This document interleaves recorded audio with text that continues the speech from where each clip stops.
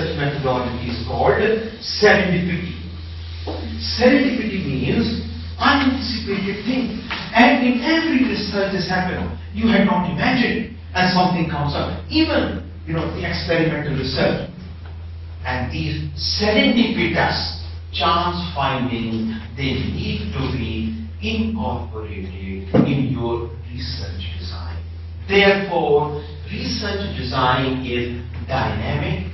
Research design is constantly progressing, is constantly developing. My supervisor used to tell me that you must keep all your research designs. And it is almost like this. She would explain the whole thing like this. She would say, look at what you have done and go back. Look at your research design. Look back. And then see what you had originally intended and what has been done. And in this process of looking at your research design that you develop, you would find that what you had initially conceptualized as the problem of your research is in fact not the one which finally comes. It becomes very different. Research proposal is the term which is used for the documents which are submitted for registration to a program in a university. It's a document which is submitted to a funding agency for money. And obviously, the research proposal would have certain other things which the research design may not have. For example, a research proposal would have bibliography. Research design will not have. A research proposal would have, suppose it is for seeking grant, the money which is required for carrying out research. It would also have time budgeting. Okay? When you are registered for your PhD, you submit your research design. You submit your research proposal. You also give a topic. And you are registered on that topic. The research design is with you. Research proposal is with the university. Okay. 3 years pass, your topic becomes very different. You started, let us say, with just one variable, now you introduce 3 variables. Sometimes the topic dramatically changes, and when you are submitting the original title you had planned and what you have done, they are very different. And you have to write to the university for a change. And you would wonder why the university is so adamant about it. Why so conservative? The reason is very simple. Because they are going according to your research proposal. You are going according to your research design. I had a student, she wanted to work on the tribal groups in Bastar. And she went there and she fell ill.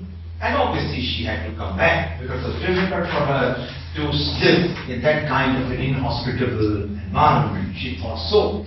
And then she shifted her attention to the study of Buddhist painting, Tanka paintings as they are called, in the monastery. Topic was entirely different, completely different. And this happened after first round of fieldwork. And you have to bring all these changes in it. Your research design keeps on developing. In fact, I wrote a paper. I will talk less about the work I've done. I wrote a paper on this aspect. It was in fact a reminiscence. Reminiscence is also plural. A reminiscence of my writing of experiences. And it was published in a book which Rutledge, I think, did. And here I talked that what you initially planned and when you are executing, how your topic undergoes a change. Research design consists of the following steps. And I'm talking only about research design. Number 1, the research questions. The second phase is the survey of literature. The third is what is called conceptual clarification. Conceptual clarification. Definition of the concepts which are being used. Fourth is what is called hypothesis. Hypothesis, or we call it battery of hypotheses. Battery of hypotheses. The next is the phase of collection of data, data collection. The next one is data analysis.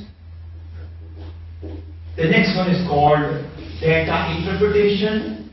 And I just want to submit here that analysis is different from interpretation. Do not use these two words interchangeably. Interpretation is different from analysis. Analysis is sorting out of the information. Analysis is indexing the information. And interpretation is finding out its meaning. Next step is writing up of the finding. And the last part in your written text is what is called a conclusion. And in each conclusion, you also talk about the further suggestion. You try to find out what you have been able to do. You will give an account of what you have been able to achieve, what you have been successful in answering, and also you will outline the areas which need to be explored further.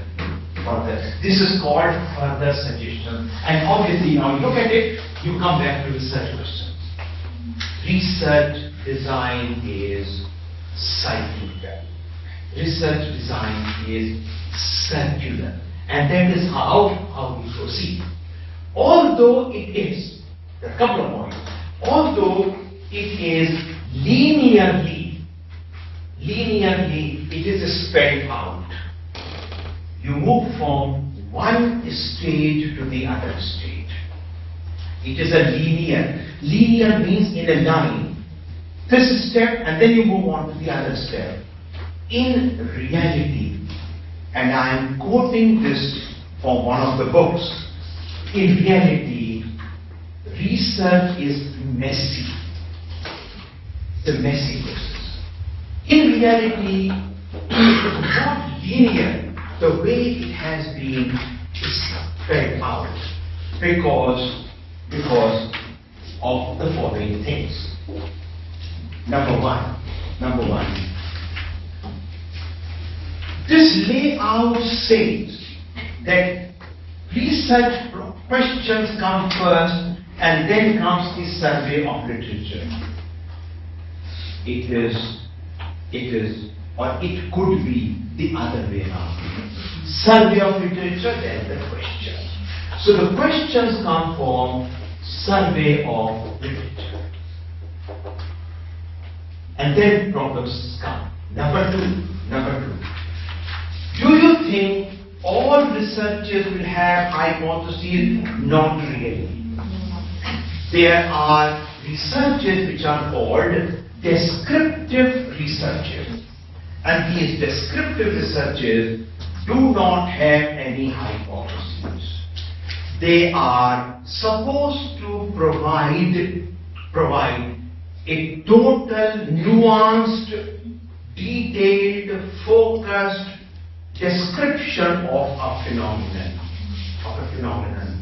Take for instance, I am now referring to Howard Becker. I wrote his name somewhere. Now, take this example. I want to know how the opium addicts live. This is what I want to find out. I am not interested in testing any hypothesis. I am interested in understanding their ways of living.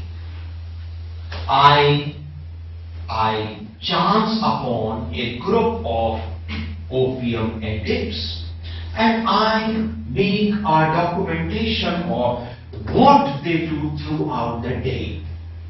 And I familiarize the world with this, that this is what they do. This is a descriptive study. And no attempt is made either to test a hypothesis or generate a hypothesis. And this is perfectly fine. This is a kind of research. I am interested in knowing how the digestive system of frogs works.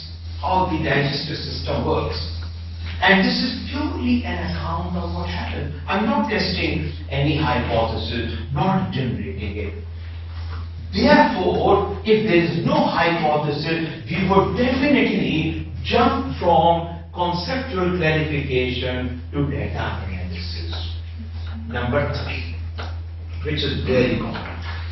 In certain methods, data collection is done first before the data are subjected to analysis. In certain other methods, data collection, data analysis, data interpretation and writing, all these stages collapse into one, and one is unable to distinguish one from the other, which I will tell you as I proceed. Now, before the 3 aspects where you find that it is very, very messy. Messy means how you are moving, how the research questions come, and therefore a piece of advice which is given to all researchers is that they should keep a log book with them, a log book. It will be a great exercise for each one of you. And the log book would be maintained on a daily basis. Every day you would write in your log book what all you did with respect to your research, because research is a longitudinal, ongoing process. Every day you are researching. Every day you are researching. The idea which comes in your mind, a piece of advice I can give you is something which I always follow, is that keep a notebook with you. Keep a pen or a pencil ready with you. Whenever an idea comes in your mind, write it down. Because ideas don't come so often. They are like the verses of a poem. You may think for hours and hours and you will not be able to compose even a single verse. And suddenly it will be formed. So write down all the ideas which come. The idea might appear to you a little absurd. The idea might appear to you preposterous. It might appear to you run-of-the-mill. It might appear to you juvenile, very childlike. Don't bother. Don't bother. Have faith in yourself. Write all the ideas. You never know. You never know when a great thought might come to you. Why does it happen? It happens because research is an enterprise which is holistic, which is total. Research is not. It's not what you do in the laboratory. It is always happening. It's always thinking. It's always thinking. And you follow this advice, you know. Have faith in yourself. Have faith in your own idea. Make a logbook. Write down what you did. The articles you read, the experiment you set up, number of interviews you conducted, the book you read, the ideas which came. It will perform 2 purposes. Number 1, the first purpose that you perform is to tell you how you graduated in the scale of research. How from a novice, starting from zero, how you were able to complete it. It will be a great thing, a great piece of joy when you look back where you were and what you have been able to complete. Isn't it amazing? You know, after your book is published, you ponder over it, how it was produced. Who did it? Did I do it? How this whole project was accomplished. How I wrote the first sentence. What were the difficulties I was having? How this whole thing came out. Great. And number 2, it is very good for any kind of a transparency with respect to research. Today, you may be knowing, although I did not intend to touch upon this aspect, you may be knowing, research is fraught with 2 problems all over the world. One is called a rise in academic frauds. Truly a rise. You won't imagine the kind of academic frauds which are being committed. The Hindu, the newspaper, reports many of these frauds. I'll give an example. For a nutritional survey, 50 people are measured, the data are on 5,000. A research student goes to a village for a month and claims to have been in the village for 1 year. Okay. The experiment is not done. Is not done. Okay. Negative evidences are conceived. Alright. The document does not exist, but it is mentioned. Does not exist. It is mentioned. And you may also be doing something which I was able to find out. If you look at the books on research methodology, which were done prior to the 1970s, and compare it with the books which are being done now, you would find the books which were done earlier, they generally did not have a chapter on ethics of research. Generally. If at all there was a chapter on ethics of research, it was the last chapter, unimportant, or it was one of the appendices. Now, the chapter on ethics of research is invariably the second chapter. And if there is anything which runs throughout the book, is one should be careful about the ethical considerations. One should never indulge in any academic fraud. And obviously this means that the frauds have been committed or are being committed. The second thing, which is a menace of a different type, is what is called plagiarism.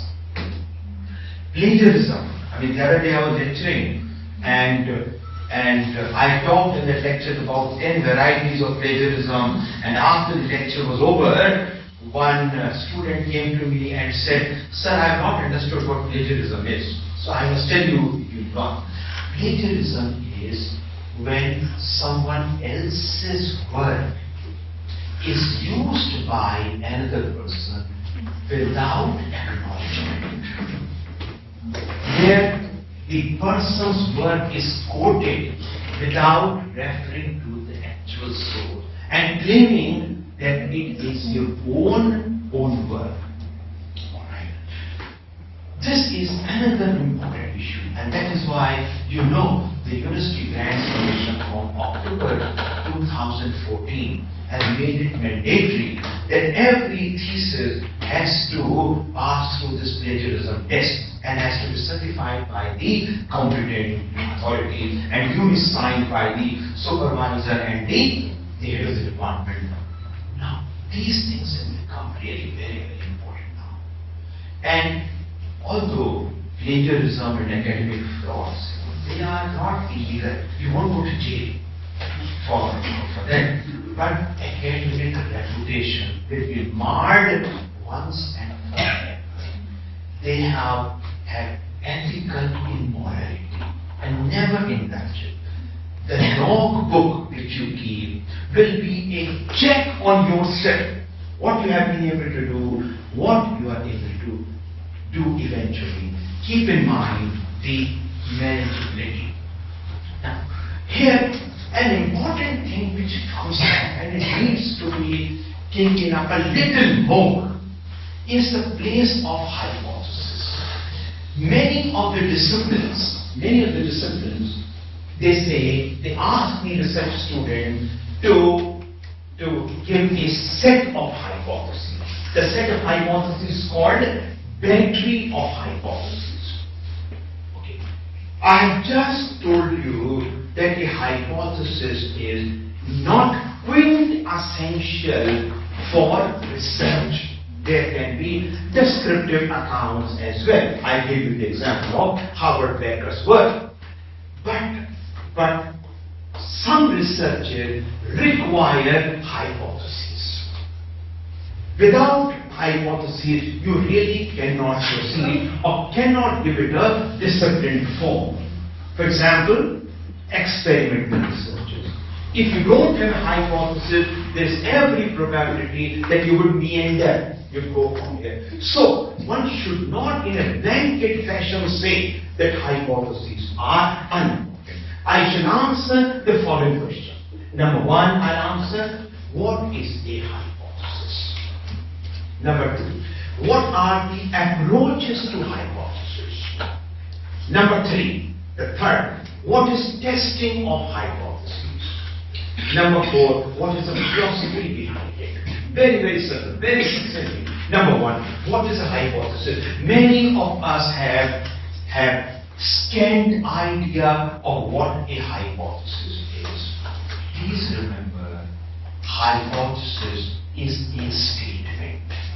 Hypothesis is a proposition. Very clearly spelled out. Very definitely spelled out. Very precisely spelled out. Identifying the variables. Identifying the variables which are to be used in it. Okay, very, very clearly spelled out. It is a statement, but just give me 2 minutes, not more than 3 minutes. So number one, hypothesis is a statement, but not all statements are hypotheses. We make a distinction between 2 kinds of statements. Number one, categorical statement, and number 2, conditional statement. Categorical statement and number 2, conditional statement. A categorical statement is in which a truth is conveyed. For example, the classical example of categorical statement is, which comes from Aristotle. All men are mortal. It's not yet complete. Socrates is a man, therefore Socrates is mortal. Or there can be other categorical statements. The tea break is at 11:40. There are 7 fans in this, 8 fans are there. 8 fans in this room, categorical statements. The other statements are conditional statements. Conditional statements are those where there's a relationship between if and then. If this, then this.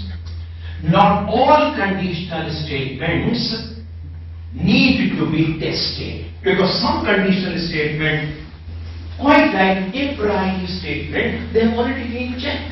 So there is no need. Some examples you can use in your classes. How is sodium preserved? How do we preserve sodium? We don't preserve sodium in water. We preserve sodium in kerosene. The moment you put sodium in water, it will burst. Okay? No need to check it because it has been done. When copper chips are put in concentrated nitric acid, thick brown fumes will be produced. If thick brown fumes are not produced, either it is not copper or